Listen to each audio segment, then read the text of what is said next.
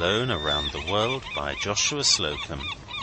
Chapter 12, consisting of 72 days without a port, whales and birds, a peep into the Spray's galley, flying fish for breakfast, a welcome at Apia, a visit from Mrs. Robert Louis Stevenson, at Vailima, Samoan hospitality, arrested for fast riding, an amusing merry-go-round, teachers and pupils of Papatua College, at the mercy of sea-nymphs. To be alone 43 days would seem a long time, but in reality even here winged moments flew lightly by, and instead of my hauling in for Nukuhiva, which I could have made as well as not, I kept on for Samoa, where I wished to make my next landing. This occupied 29 days more, making 72 days in all. I was not distressed in any way during that time. There was no end of companionship. The very coral reefs kept me company, or gave me no time to feel lonely, which is the same thing, and there were many of them now in my course to Samoa. First among the incidents of the voyage from Juan Fernandez to Samoa, which were not many, was a narrow escape from collision with a great whale that was absent-mindedly ploughing the ocean at night while I was below. The noise from his startled snort and the commotion he made in the sea as he turned to clear my vessel brought me on deck in time to catch a wetting from the water he threw up with his flukes. The monster was apparently frightened. He headed quickly for the east. I kept on going west. Soon another whale passed, evidently a companion, following in its wake. I saw no more on this part of the voyage, nor did I wish to. Hungry sharks came about the vessel often when she neared islands or coral reefs. I own a satisfaction in shooting them as one would a tiger. Sharks, after all, are the tigers of the sea. Nothing is more dreadful to the mind of a sailor, I think, than a possible encounter with a hungry shark. A number of birds were always about. Occasionally one poised on the mast to look the Spray over, wondering, perhaps, at her odd wings, for she now wore her fuego mainsail, which, like Joseph's coat, was made of many pieces. Ships are less common on the southern seas than formerly.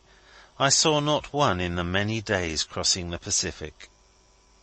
My diet on these long passages usually consisted of potatoes and salt cod and biscuits, which I made 2 or 3 times a week. I had always plenty of coffee, tea, sugar, and flour. I carried usually a good supply of potatoes, but before reaching Samoa I had a mishap which left me destitute of this highly prized sailor's luxury. Through meeting at Juan Fernandez the Yankee Portuguese named Manuel Carosa, who nearly traded me out of my boots, I ran out of potatoes in mid-ocean, and was wretched thereafter.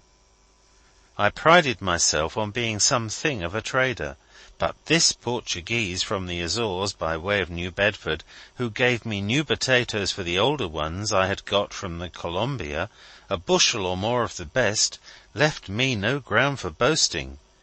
He wanted mine, he said, for changey the seed.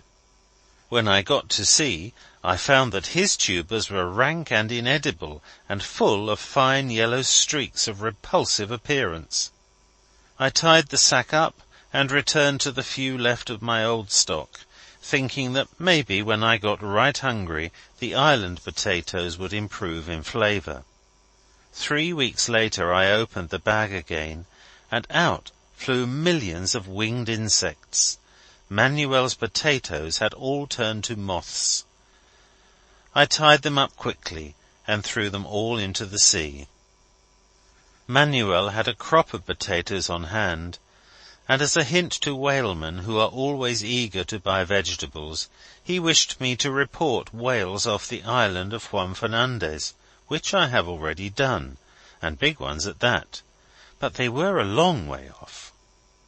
Taking things by and large, as sailors say, I got on fairly well in the matter of provisions, even on the long voyage across the Pacific. I found always some small stores to help the fare of luxuries. What I lacked of fresh meat was made up in fresh fish, at least while in the trade winds, where flying fish crossing on the wing at night would hit the sails and fall on deck, sometimes 2 or 3 of them, sometimes a dozen. Every morning, except when the moon was large, I got a bountiful supply by merely picking them up from the lee scuppers. All tinned meats went begging. On the 16th of July, after considerable care and some skill and hard work, the Spray cast anchor in Apia in the Kingdom of Samoa about noon. My vessel being moored, I spread an awning, and instead of going at once on shore, I sat under it till late in the evening, listening with delight to the musical voices of the Samoan men and women. A canoe coming down the harbour with 3 young women in it rested her paddles abreast the sloop. One of the fair crew, hailing with the naive salutation, "Talofa Lee," "Love with you, chief," asked, "Schoon come, me like?" "Love to you," I answered, and said, "Yes." "You man come lone?" Again I answered, "Yes." "I don't believe that. You had other mans, and you eat 'em." At this sally the others laughed. "What for you come long way?" they asked. "To hear you ladies sing," I replied. "Oh, Talofa Lee!" they all cried, and sang on. Their voices filled the air with music that rolled across to the grove of tall palms on the other side of the harbour and back. Soon after this 6 young men came down in the United States Consul General's boat, singing in parts and beating time with their oars. In my interview with them I came off better than with the damsels in the canoe. They bore an invitation from General Churchill for me to come and dine at the consulate. There was a lady's hand in things about the consulate in Samoa. Mrs. Churchill picked the crew for the General's boat, and saw to it that they wore a smart uniform, and that they could sing the Samoan boat song, which in the first week Mrs. Churchill herself could sing like a native girl. Next morning, bright and early, Mrs. Robert Louis Stevenson came to the Spray and invited me to Vailima the following day. I was, of course, thrilled when I found myself, after so many days of adventure, face to face with this bright woman, so lately the companion of the author who had delighted me on the voyage. The kindly eyes that looked me through and through sparkled when we compared notes of adventure. I marvelled at some of her experiences and escapes. She told me that, along with her husband, she had voyaged in all manner of rickety craft among the islands of the Pacific, reflectively adding, "Our tastes were similar." Following the subject of voyages, she gave me the 4 beautiful volumes of sailing directories for the Mediterranean, writing on the fly-leaf of the first, "To Captain Slocum. These volumes have been read and re-read many times by my husband, and I am very sure that he would be pleased that they should be passed on to the sort of seafaring man that he liked above all others. Fanny V. de G. Stevenson." Mrs. Stevenson also gave me a great directory of the Indian Ocean.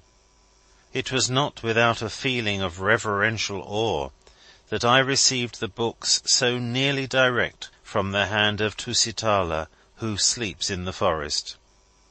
Eolili, the Spray will cherish your gift. The novelist's stepson, Mr. Lloyd Osborne, walked through the Vailima mansion with me, and bade me write my letters at the old desk. I thought it would be presumptuous to do that. It was sufficient for me to enter the hall of the floor on which the writer of tales, according to the Samoan custom, was wont to sit. coming through the main street of Apia one day with my hosts, all bound for the Spray, Mrs. Stevenson on horseback, I walking by her side, and Mr. and Mrs. Osborne close in our wake on bicycles, at a sudden turn in the road we found ourselves mixed with a remarkable native procession, with a somewhat primitive band of music in front of us, while behind was a festival or a funeral, we could not tell which. Several of the stoutest men carried bales and bundles on poles. Some were evidently bales of tapa cloth. The burden of one set of poles, heavier than the rest, however, was not so easily made out. My curiosity was whetted to know whether it was a roast pig or something of a gruesome nature, and I inquired about it. "I don't know," said Mrs. Stevenson, "whether this is a wedding or a funeral. Whatever it is, though, Captain, our place seems to be at the head of it." The Spray being in the stream, we boarded her from the beach abreast, in the little raised Gloucester dory, which had been painted a smart green. Our combined weight loaded it gunwale to the water, and I was obliged to steer with great care to avoid swamping. The adventure pleased Mrs. Stevenson greatly, and as we paddled along she sang, "They went to sea in a pea-green boat."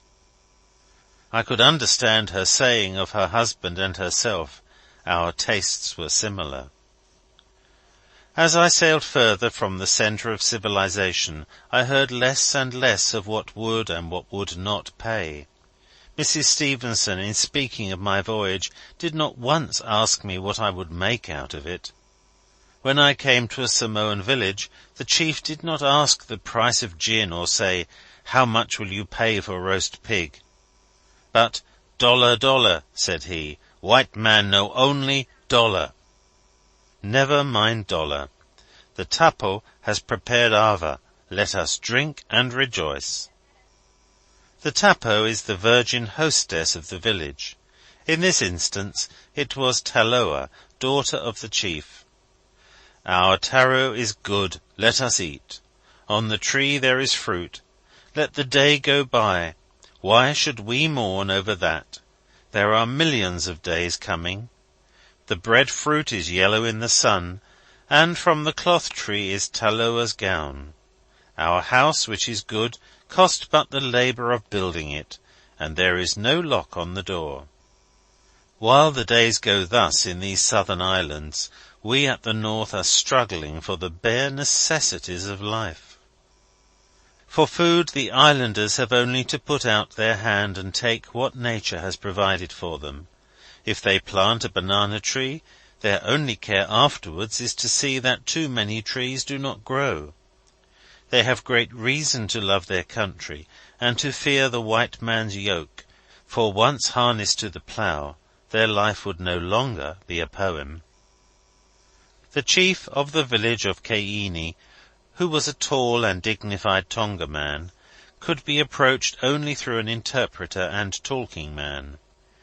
It was perfectly natural for him to inquire the object of my visit, and I was sincere when I told him that my reason for casting anchor in Samoa was to see their fine men and fine women too. After a considerable pause the chief said, "The captain has come a long way to see so little, but," he added, "the tapo must sit nearer the captain." "Yak," said Taloa, who had so nearly learned to say yes in English, and suiting the action to the word she hitched a peg nearer, all hands sitting in a circle upon mats. I was no less taken with the chief's eloquence than delighted with the simplicity of all he said. About him there was nothing pompous.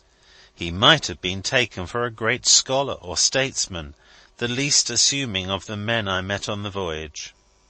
As for Taloa, a sort of Queen of the May, and the other tapo girls, well, it is wise to learn as soon as possible the manners and customs of these hospitable people, and meanwhile not to mistake for over-familiarity that which is intended as honour to a guest. I was fortunate in my travels in the islands, and saw nothing to shake one's faith in native virtue. To the unconventional mind, the punctilious etiquette of Samoa is perhaps a little painful. For instance, I found that in partaking of ava, the social bowl, I was supposed to toss a little of the beverage over my shoulder, or pretend to do so, and say, "Let the gods drink," and then drink it all myself, and the dish invariably a coconut shell being empty, I might not pass it politely as we would do, but politely throw it twirling across the mats at the tapo. My most grievous mistake while at the islands was made on a nag, which, inspired by a bit of good road, must needs break into a smart trot through a village. I was instantly hailed by the chief's deputy, who in an angry voice brought me to a halt. Perceiving that I was in trouble, I made signs for pardon, the safest thing to do, though I did not know what offence I had committed. My interpreter coming along, however, put me right, but not until a long palaver had ensued. The deputy's hail, liberally translated, was, "Ahoy there on the frantic speed! Know you not that it is against the law to ride thus through the village of our fathers?" I made what apologies I could, and offered to dismount and, like my servant, lead my nag by the bridle. This, the interpreter told me, would also be a grievous wrong, and so I again begged for pardon. I was summoned to appear before a chief, but my interpreter, being a wit as well as a bit of a rogue, explained that I was myself something of a chief, and should not be detained, being on a most important mission. In my own behalf I could only say that I was a stranger, but pleading all this, I knew I still deserved to be roasted, at which the chief showed a fine row of teeth and seemed pleased, but allowed me to pass on. The chief of the Tongas and his family at Kainini, returning my visit, brought presents of tapa cloth and fruits. Taloa, the princess, brought a bottle of cocoa nut oil for my hair, which another man might have regarded as coming late. It was impossible to entertain on the Spray after the royal manner in which I had been received by the chief. His fare had included all that the land could afford: fruits, fowl, fishes, and flesh, a hog having been roasted whole. I set before them boiled salt pork and salt beef, with which I was well supplied, and in the evening took them all to a new amusement in the town, a rocking horse merry-go-round, which they called a kiki, meaning theatre, and in a spirit of justice they pulled off the horses' tails, for the proprietors of the show, two hard-fisted countrymen of mine, I grieve to say, unceremoniously hustled them off for a new set, almost at the first spin. I was not a little proud of my Tonga friends. The chief, finest of them all, carried a portentous club. As for the theatre, through the greed of the proprietors it was becoming unpopular, and the representatives of the three great powers, in want of laws which they could enforce, adopted a vigorous foreign policy, taxing it 25% on the gate money. This was considered a great stroke of legislative reform. It was the fashion of the native visitors to the Spray to come over the bows, where they could reach the headgear and climb aboard with ease, and on going ashore to jump off the stern and swim away. Nothing could have been more delightfully simple. The modest natives wore lava-lava bathing dresses, a native cloth from the bark of the mulberry trees, and they did no harm to the Spray. In Summerland Samoa their coming and going was only a merry, everyday scene.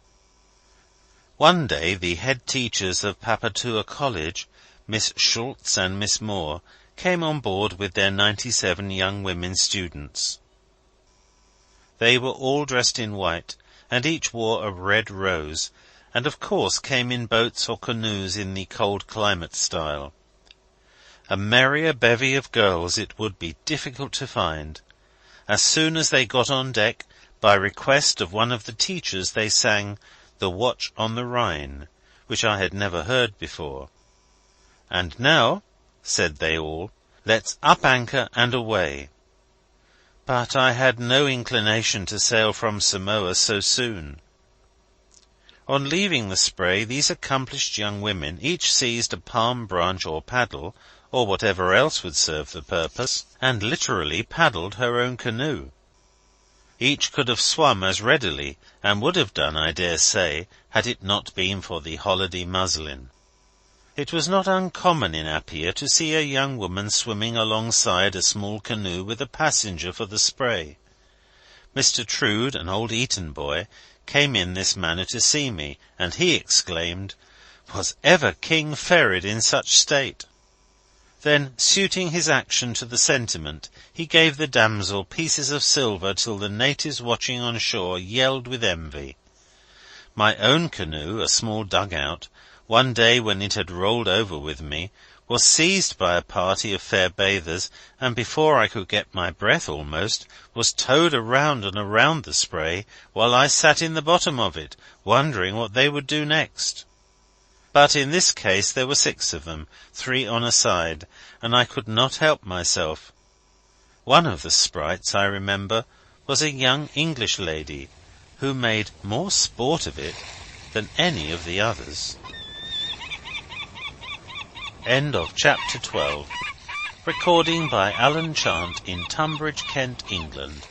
www.sevenoaksprep.kent.sch.uk